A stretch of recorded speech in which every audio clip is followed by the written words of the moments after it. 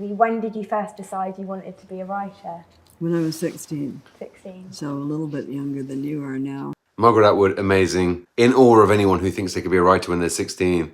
I didn't know, I barely knew I could be a reader when I was 16. It took me a long, long time to get any confidence to think I might be able to write something of note, write something worthy. It took me until I was well into my 30s. And I was in what we call high school, which is what basically you're in. Yeah. And what made me decide to do that, because I wasn't thinking about it. And the year before, when they went back to do a documentary on me, they interviewed my year before teacher. And usually your teacher is going to say, oh yes, I knew she was brilliant, etc. But this one told the truth and said she showed no particular ability in my class, which was true. That goes to show, like, you've got to believe in yourself. And sometimes it takes the right idea, the right prompt, the right time in your life, having gone through X, Y, and Z, to get to the point where you can recognize your own talent and other people can recognize your own talent, and that it can go somewhere from there.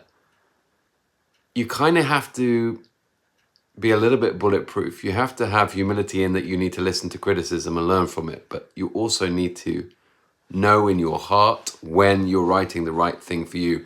And for me, that's when it feels natural and organic, and I don't have to sell it. I don't have to try and sell it because it sells itself, because I think it's a decent piece of writing. But it's hard to know, and it's still hard to know now. Different teacher the next year, and apparently, I don't think it was she who put the idea into my head, because in 1956 in Canada, nobody was going to be a writer. So there were no creative writing classes. We didn't learn it. When we wrote things in school, it was essays. But I think I strongly relate to this. When I grew up, I'd never met a writer. People I knew were plumbers or builders or bricklayers or scaffolders, or they worked in an office, doing, like in a small town, you know, in the middle of nowhere. There were no writers. Writers were something you thought of in New York or LA or Berlin or Paris or London. And if you're not from one of those places and you're not in that world, it can seem so unlikely and remote and abstract. The idea that you could ever be a writer, it seems so far-fetched. Honestly, it never even entered my mind. It never even entered my mind. I needed to go through a dozen different jobs before I thought maybe, you know, I'm so obsessed with reading and with storytelling, maybe I can try and write. So I totally relate to this. It's a weird thought to think that you might be a writer. I just started doing it, and it was more fun than anything. So I changed career paths. I switched from science to writing, and everybody thought I was mad. Wow, you're laughing at them now. Well, I don't know, that most of them are dead. Oh. Right. Wow, the darkness. What of yours are you most proud of, and why? What am I most proud of that I've written? Yeah. Oh, well, I never answered that question. And the reason I don't is that if I choose one of my books, the others will know about it and they'll be very annoyed. And so we spent all this time with you. I never answered this question either. Which piece of work are you most proud of? Not for that reason, which is crazy, and I love it.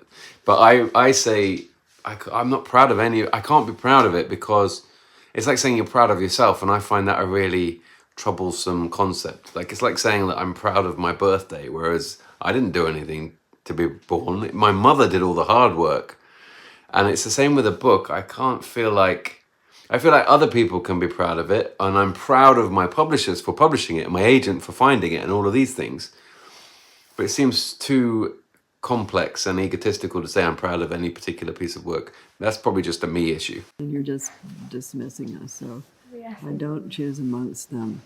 If I put in the time on them, I must have been interested in them at the time. Mm-hmm. Okay, so how do you create such in-depth storylines and plots? Like, how does it come to your head? Well, you can get the idea for a novel in quite a short period of time, but then you have to sit down and work at it. So what they say is 10%. I think that's a lot of the hidden work behind a good idea. Sometimes I'll have an idea and it'll be a particular person in a particular situation, and I'll have that idea just as I'm falling asleep. And if I can recognize that it has potential, then I don't let myself sleep. I run with the idea and I see where it leads. And if there's like a good conflict at the center of it and I'm excited about it and it feels real, then I'll still be thinking about it a year later. And it might take me, by the way, 10 years to get to that book because I'm not ready for it until 10 years later. So that initial idea is key, but then I think acknowledging that you've had an idea and not just writing it down and moving on with your life, but letting it play out a little. You'll see that idea flourish inside your mind's eye and you'll see a little extra.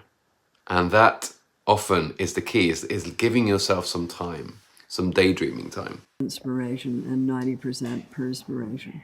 So the rest of it is working it out. And while you're working it out, you often get more and different and new ideas because the idea that you may have originally started with isn't working out quite the way you thought it might. So your biggest friend as a novelist is your waste paper basket.